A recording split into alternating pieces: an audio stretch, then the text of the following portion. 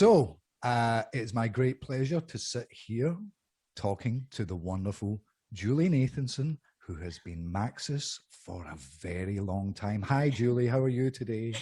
Hi, Craig. I'm well, thanks. How are you? I'm great. I said very long time, but I don't mean very long time because it's gone by in an instant.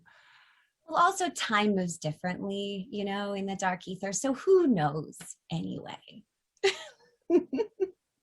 How long do you think we've been doing Samantha Maxis, if we include our old version? I feel like it was the moon map for the Resurrection DLC. So it's been since then. So it's over a decade. Wow.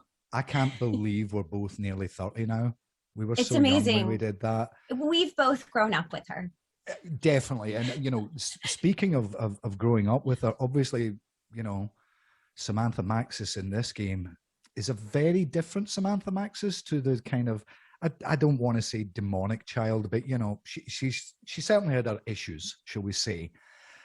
What was it like for you when you first came in to be adult Samantha?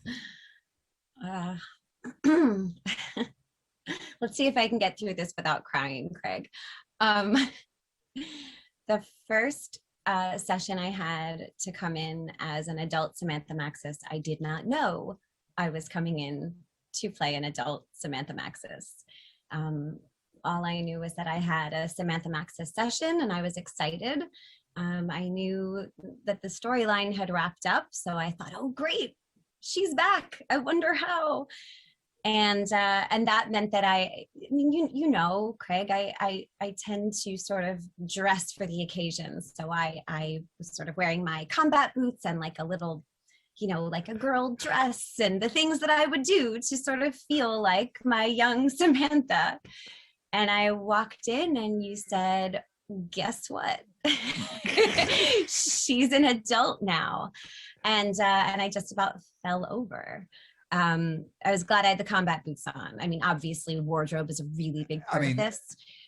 I think that's quite an important thing to pick up on, really. That was very appropriate that you were wearing those combat boots, because I think the biggest shift is that Maxis is much more in charge of her own destiny in Cold War. And do you think it's fair to say, I mean, she obviously kicked off the story by sending Weaver the end station videotape, but her independent streak and some of those audio logs explaining some of the things that she's been doing in the field, was that a fun transition?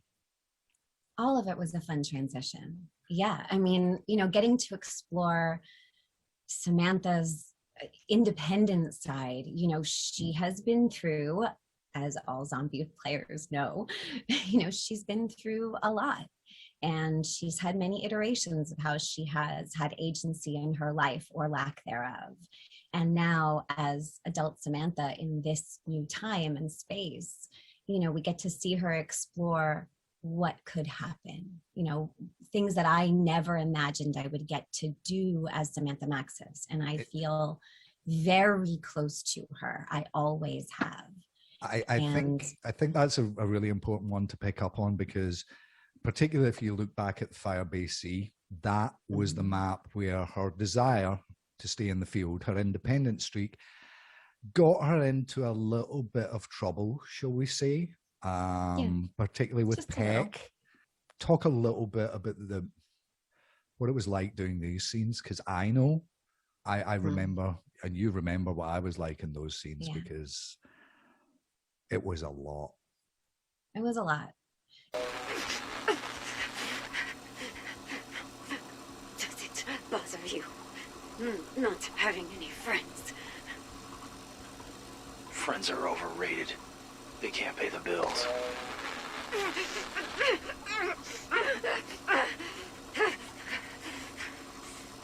It was, I know it was hard on you, Craig, when Maxis was being tortured and thrown into the dark ether by Peck. It was hard on me. It's funny, like I can feel it as I'm talking about it. I really do feel close to her. And when she was going through that, I was going through it. Those scenes with Peck were painful, but I remember feeling determined as Sam to get through. And they were really tough. It's interesting, even just saying Peck, like I kind of want to spit the name. I was working with him this morning. Well, the actor is great. The actor is wonderful. He's incredibly talented. It's Peck himself. I think, you know, to speak to those scenes, you know, it was very emotional for both of us. And I remember not wanting her to be in that situation. It was hard enough to write because she was I knew I wanted her to be defiant throughout the whole thing and not give in to Peck in any way. And she didn't, and it frustrated him. And that's why he threw her in the dark ether. They were some of the toughest scenes I'd written at that point. But then hearing them recorded, that was just, that was where it got too much for me. That was, well, you remember, because you sent me a message, and Amanda sent me a message. Amanda's our regular voice director, asking if I was okay, because I had to get up and leave the room because I was a bit too upset. But that's me. You know, Craig, your passion and your connection and dedication to this character and this story is, I think, why it's possible for me to get to that place as a performer. The words, the story, everything this character is going through feels real to me because the writing is so clear and so passionate. And that's from you and your team, and it really is why. So when you have an emotional reaction, it makes sense to me because I know that's part and parcel to how this character has come to life. That's very sweet of you to say. Yeah, we do have a wonderful team. You know, I'm lucky that these days I have writers that work alongside me. It used to be the case that I didn't have enough help, but yeah, we've really got a strong team right across the board. The work that's done on zombies, I think I've said a few times recently, you know, not in interviews as such, but just in conversation with people that I work with, I've never enjoyed playing our game as much. I'm frustrated that I've only found about, 40% of the intel, because I really want to hear those things that we did so long ago. And I mean, a really fun example is, I say fun, but that journey through the dark ether where Maxis was at her lowest ebb. Yeah. That also kind of was what spawned the song that we did, Lost, which, I do hope one day we'll get to perform it live, or our little demo that wasn't as ferocious as it became. I mean, the final mix of it was like way beyond anything I had imagined. And I think what you had imagined, I didn't set out to write something that would be that heavy in terms of guitars and strings and production. It began as a little piano thing. That was a fun experience for you, wasn't it? Because I know I knew you could sing. I knew you were a singer before I asked you to do that. How did that make you feel when that question came up? Oh, I burst into tears. I fully burst into tears when I was invited to sing Lost, and knowing that you had written it again, inspired by her story and her journey. Every single word felt clear to me. I am lost, but I don't want you to find me. I am losing myself, even if you don't know it. I'm losing my way. You should hope, maybe pray I don't show it.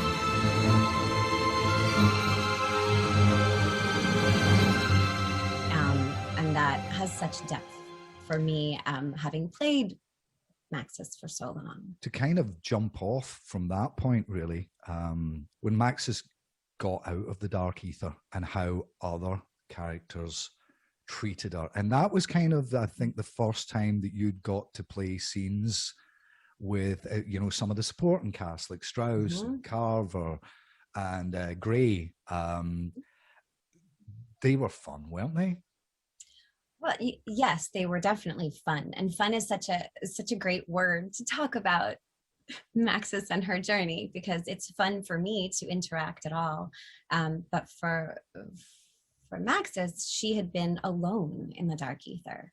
Some of the audio logs that, players may have found throughout that period of time, she was alone and really processing what the hell might be going on. And coming out to be able to talk to people, I think would have been more of a breath of fresh air, except there appeared to be a lot of suspicion, a lot of questions, some of which she was not able to answer. And interestingly, some of which I wouldn't be able to answer, which is part of our process, Greg. Well, that's an interesting point, because we've talked about this many times. I don't spoil the story for people unless they really, really need to know where it's going. I've told you, I know where this arc for the entirety of Cold War is going to land, but I won't tell you because Maxis doesn't know where it's going to land. So there is a kind of logic that if characters are just experiencing things, and particularly after the trauma and, being sedated and scrutinized in that, kind of quarantine environment after she came out of the dark ether, there was one big bright spot that really lightened her life lately. Yeah. What was that? Max has got a dog. I was so excited. Come on, it's time. It was time for her to have a dog. And it's like, she's going through so much, and Weaver comes in and in such a caring way wants to help her feel better. And here comes this giant Rottweiler, which is such a nice touch. And it was also really fun to say the line, not exactly fluffy. I was wondering about that, because we've not officially named the dog. We definitely haven't. But last night I was thinking, maybe it should just be not so fluffy. Not so fluffy. The fluffy is the surname, but not so is the first name.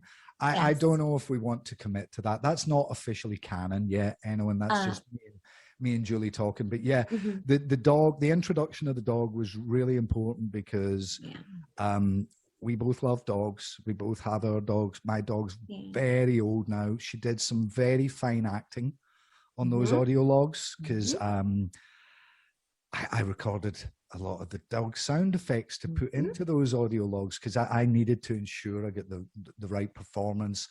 I say no spoilers, but there are more doggy scenes coming up that we have already recorded that players will get to experience during season 4.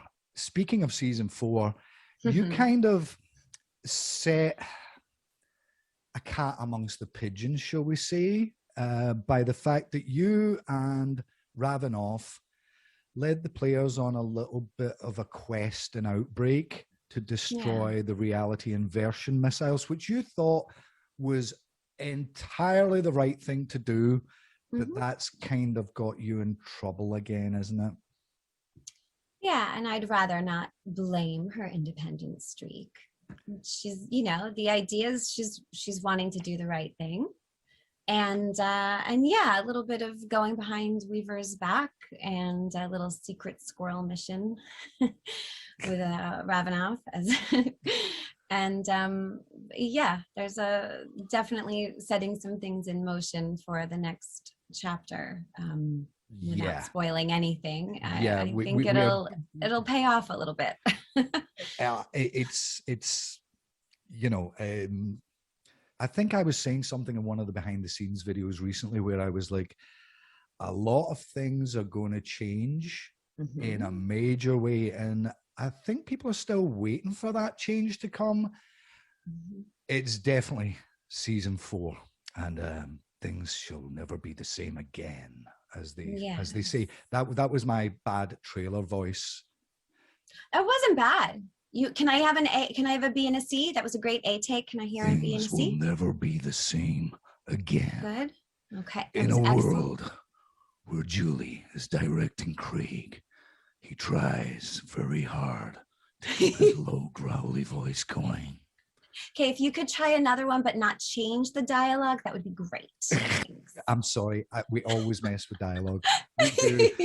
I think we're getting close to needing to wrap up now, but can you talk a little bit about how excited you are for fans to experience the next round-based zombies map, Mauer der Toten? I would say I am 25 out of 10 excited for fans to experience Mauer der Toten.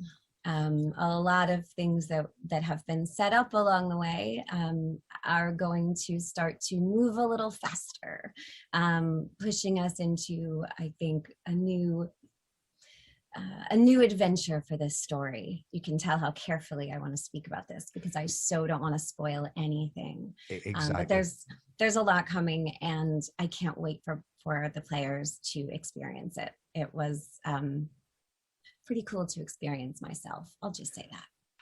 Julie, it's always a pleasure to work with you and to talk to you. I do consider you not only one of my favorite collaborators, but also a very, very good friend. Don't you dare start crying. Thank you so much for everything you've done over the years for this amazing experience.